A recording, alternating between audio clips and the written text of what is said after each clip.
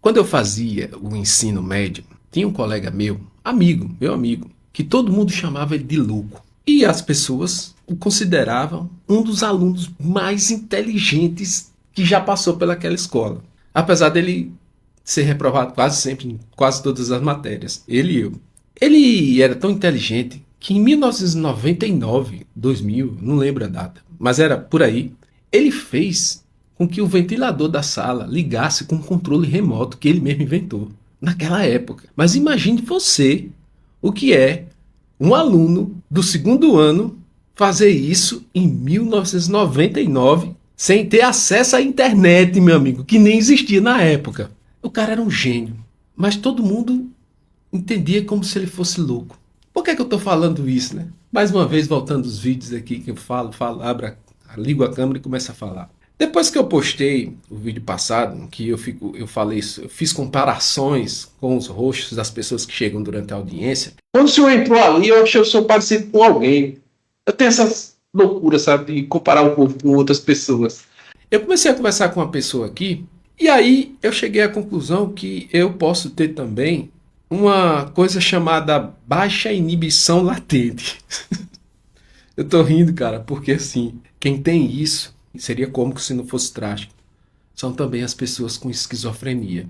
E o que é isso? Baixa inibição latente. Imagine que o tempo todo em que você estivesse fazendo alguma coisa ou caminhando por algum lugar, a sua mente lhe bombardeasse com informações sobre a cor das placas ou das paredes por onde você passa, os carros e os modelos que passam à sua frente quando você está andando na rua, a cor das pessoas ou o sexo das pessoas que estão caminhando perto de você. Todas essas informações que são inúteis e irrelevantes para a sua vida quando você faz só uma caminhada durante a rua, fosse de alguma forma algo muito importante a ponto de sua mente fazer com que você prestasse atenção e pensasse a respeito daquilo. Isso é a inibição latente. É uma coisa que o nosso cérebro faz, inibir, por isso que é inibição, inibir estímulos inúteis e irrelevantes. As pessoas com esquizofrenia têm essa doença porque elas não conseguem baixar essa inibição, elas prestam atenção em tudo e para fugir da realidade o cérebro entra em curto-circuito e elas começam a ouvir, ver coisas, ouvir vozes. É o caso, por exemplo, daquele filme, né, Uma Mente Brilhante, de John Nash, que ele tem esquizofrenia. E aí, cara, eu não tenho, graças a Deus, né? Eu já peguei casos, processos em que eu vejo as pessoas que sentam na minha frente com esquizofrenia, elas estão medicadas ali, então assim, há um corte de dopamina. A dopamina é um neurotransmissor, depois a gente fala sobre isso, mas que tira toda a empolgação, a euforia da pessoa, desliga praticamente, né, o sistema de atenção da pessoa, a pessoa fica daquele jeito, grogue. E eu estou falando isso porque, de certa forma, tem algo que é muito importante no que diz respeito à criatividade. Olha só que coisa. Essa mesma inibição latente, quando ela é baixa, mas não tão baixa a nível de tornar a pessoa esquizofrênica, ela aumenta a capacidade criativa das pessoas. De que forma? E aí naquele vídeo eu disse que eu tenho essas doidices de ficar comparando as pessoas, os rostos das pessoas. Eu acho que as pessoas que têm baixa inibição latente, elas conseguem pensar em muitas coisas e fazer associações. Então vem uma palavra na minha mente, eu já consigo lembrar de outras 3, 4. Vem uma frase, então eu já consigo lembrar de outras frases que eu já ouvi em um livro.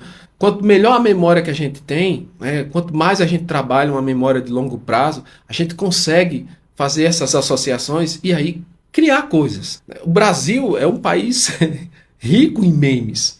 Por quê? Porque as pessoas que fazem memes são criativas. Elas têm essa capacidade. E eu digo porque assim, eu amo escrever. Cara, não é jabá não. Depois eu vou falar sobre o Crônicas do Mentiroso, que eu estou num projeto com ele. Mas esse livro, Crônicas do Mentiroso, que eu vou lançar, tá, tem 30% já escrito dele, foi a melhor época da minha vida, que eu estava tão envolvido na escrita do livro, que fluía assim as ideias pela minha cabeça, sabe? As associações. E é um romance histórico, então tem muitos acontecimentos do passado, da história, acontecimentos reais, que eu pegava, brincava com eles, colocava um personagem lá, botava ali, tirava daqui, colocava lá. Vocês vão ver no futuro, quando eu estiver lançando aqui. E por que que eu estou falando sobre isso e que foi uma coisa do passado? Porque, infelizmente, eu percebo que isso aqui, esse telefone, se você estiver assistindo pelo telefone, tem sido um grande vilão para mim. Ah, vai sair da internet, o que vai deixar? Não, calma, não vou fazer isso. Não vou, porque eu preciso dessa ferramenta. O que eu faço sempre é sugerir para você, assim como eu também estou fazendo, é a diminuição do uso das redes sociais, a diminuição do uso do telefone. Por quê? Porque o telefone é um objeto que lança estímulos constantemente na gente. E quase todos os estímulos, o nosso cérebro aprende que não são irrelevantes ou inúteis. Então, a gente não tem baixa inibição com relação ao celular. Tudo que o celular faz, tudo que isso aqui faz, ele repete para você que é algo importante. De modo que você vai e usa o celular, acabando perdendo a atenção de outras coisas ou ficando com esse hiperfoco numa coisa que às vezes não é tão importante. Então me atrapalhou, vem me atrapalhando durante um bom tempo. Eu diminuí mais. E qual é o problema maior do telefone? Se eu puder aqui falar, eu vou passar várias horas falando sobre o mal que o telefone faz. Hoje, a minha preocupação, como cidadão, gente do bem, né? Para não ter briga nem zoada aqui, mas como gente do bem, a minha preocupação é com as crianças, é com os adolescentes, que por causa de um celular podem perder essa criatividade. E a criatividade é muito importante para as nossas gerações. O Brasil e o mundo vai disputar espaço entre as maiores mentes criativas. E se a gente não tiver as nossas aqui, se o seu filho, a sua filha, não for uma pessoa que no futuro tem uma criatividade, tem uma mente criativa para criar soluções dos problemas que virão, a gente vai estar perdido. Então eu vou deixar esse vídeo por aqui, mas eu vou voltar mais vezes falando sobre isso. Eu tenho essa pauta de reduzir a rede social, de diminuir. Eu estava conversando também com um amigo meu na academia, ele dizendo que o filho dele passa 4 horas no Instagram e no TikTok. Meu amigo, 4 horas. Isso é um problema que a gente às vezes, como o resultado dele está lá na frente, o cara vai empurrando com a barriga. Não empurre não, você que é pai e mãe, tá certo? Não empurre não. Lembre-se que seu filho pode ser uma pessoa muito criativa e não tem nada mais bonito, mais interessante do que a gente ver nossos filhos criando alguma coisa. Então, sempre que eu puder, eu vou voltar aqui para lembrar você, para ter cuidado com isso, para proteger a criatividade do seu filho, da sua filha. E a sua também. Beleza? Valeu e até mais.